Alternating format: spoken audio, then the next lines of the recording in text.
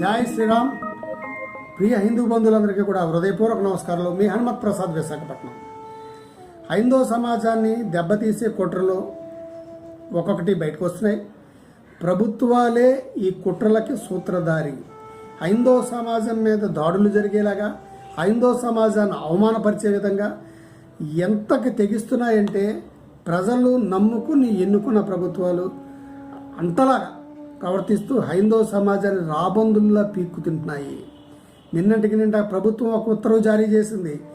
TTD Tirumala Tirupati దేవస్థానం DAO కింద Christopher నియమిస్తూ ఒక జీవో జారీ చేసింది. ఆయన గౌరవ ముఖ్యమంత్రి గారికి సమీప బంధువు అని వార్తలు వస్తున్నాయి. సమీప బంధువు అవునా కాదన్నది తర్వాత సంగతి. ఒక క్రిస్టియన్ని టీటీడీ డిఏఓ కింద నియమించడం ఏంటి? చట్టాలు స్పష్టంగా చెప్పినాయి.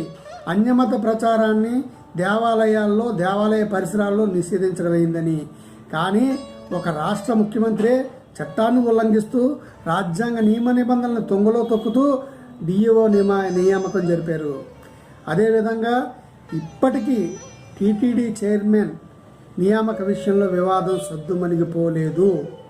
అయినా అది అలాగుండగానే పాస్టర్లకి జీతాలు పెంచడం, ఇమాములకి జీతాలు పెంచడం, విద్యాంశాల్లో పాఠ్యాంశాల్లో యేసుక్రీస్తు బోధనల గురించి వివరించడం వరుసగా జరుగుతున్నాయి.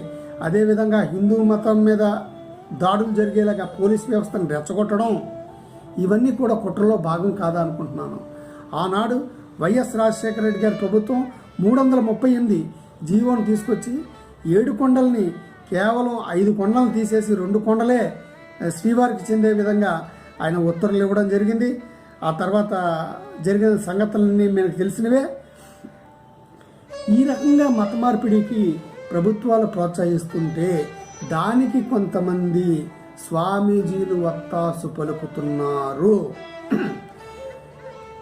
ఇప్పుడు ముఖ్యమంత్రి కోసం అనేక యాగాలు చేసి, ధ్యానాలు చేసి, హోమాలు చేసి, ఇప్పుడు ముఖ్యమంత్రి గారు జగన్ నా ఆత్మని, ఆయన ముఖ్యమంత్రి అవడం నా చిరకాల స్వప్నం అని చెప్పిన విశాఖ శారదా పీఠాధిపతి స్వరూపానంద స్వామి ఇప్పుడు ఎక్కడున్నారు? దీనికి సమాధానం ఏమిస్తారు? లేదా మీరు తక్షణం స్పందించండి. ఇక్కడ హిందువుల మీద జరుగుతున్న దాడుల మీద ఇంతవరకు మీరు నోరిప్పలేదు. మీరు నోరిప్పపోతే ఈ కుట్రలో మీకు కూడా భాగస్వామ్యం ఉందని భావించవలసి వస్తుంది.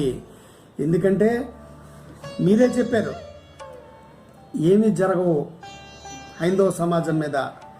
ఎందుకంటే ఆయన హిందువుగా మారిపోయాడు అని శారదాపీఠం నుంచే ఎలక్షన్ టైంలో ఒకటి ఆయన గంగా నదిలో స్నానం చేస్తున్నట్టుగా మీరు చేయిస్తున్నట్టుగా ఫోటోలు రిలీజ్ చేసింది శారదాపీఠమే. ఆ రకమైనటువంటి కుయుక్తులు చేసి ఈ హిందువుల ఓట్లన్నీ కూడా ఈనాటి ముఖ్యమంత్రికి పడేలాగా, వైఎస్ఆర్ గవర్నమెంట్కి పడేలాగా మీరు చేశారు. కానీ ఇప్పుడు జరుగుతున్నటువంటి విషయాలకి మీరు సమాధానం చెప్పి తీరాలి. చెప్పి తీరకపోతే మీరు కూడా మత మార్పిడిని పరోక్షంగా బలపరుస్తున్నట్టుగా మేము భావించవలసి వస్తుంది. మాకు పీఠాల మీద చాలా గౌరవం ఉంది, స్వామీజీల మీద గౌరవం ఉంది. హిందువులందరూ పార్టీలకు అతీతంగా పోరాడవలసిన ఆవశ్యకత ఉంది. లేకపోతే రాబోయే కాలంలో మరిన్ని ప్రమాదాలను మనం ఎదుర్కోవాల్సి ఉంటుంది. ఇక్కడ తెలంగాణ కూడా దిశ నిర్దేశనం చేసేది మన శారదా పీఠాధిపతుల వారే. వారికి అక్కడో సన్మానం ఇక్కడో సన్మానం చేస్తే ఇంకా వారు మాట్లాడరు ఏ విషయం మీద జరిగినా.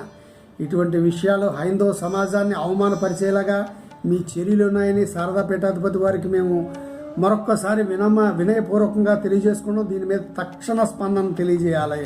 స్వామీజీలందరూ ఐకమత్యంగా కలిసికట్టుగా హిందువులకు ప్రబోధించి మార్గనిర్దేశనం చేసి ఇటువంటి చర్యల్ని ఖండించాలి, ఖచ్చితంగా ఖండించాలి. లేకపోతే రాబోయే రోజుల్లో హైందవ సమాజం మనుగడ ప్రమాదకరమైనటువంటి పరిస్థితుల్లో పడే విధంగా ఉంది. ప్రభుత్వం దీని మీద ఇచ్చినటువంటి ఉత్తర్వులను తక్షణం వెనక్కి తీసి బేషరతుగా హైందవ సమాజానికి క్షమాపణ చెప్పాలి. లేకపోతే రాబోయే రోజుల్లో మేము ధర్నాలు, నిరాహార దీక్షలు కూడా ధార్మిక సెల్ తరపున మేము చేస్తామని ఈ సందర్భంగా ప్రకటిస్తున్నాం. చట్టపరంగా కూడా చర్యలు మేము తీసుకుంటామని ఇందు మూలంగా ప్రభుత్వానికి మేము వినయపూర్వకంగా తెలియజేస్తున్నాం. ఇక నుంచైనా మీరు ఇచ్చిన ఉత్తర్వుల్ని తక్షణం ఉపసంహరించుకుని హైందవ సమాజాన్ని అల్లకొల్లోలకు గురి చేయొద్దని, మత సామరస్యాన్ని కాపాడాలని ఈ సందర్భంగా నేను మీకు వినయపూర్వకంగా తెలియజేసుకుంటున్నాను. మీ హనుమత్ ప్రసాద్, విశాఖపట్నం. జై శ్రీరామ్. భారత్ మాతా కీ జై. భారత్ మాతా కీ జై. భారత్ మాతా కీ జై.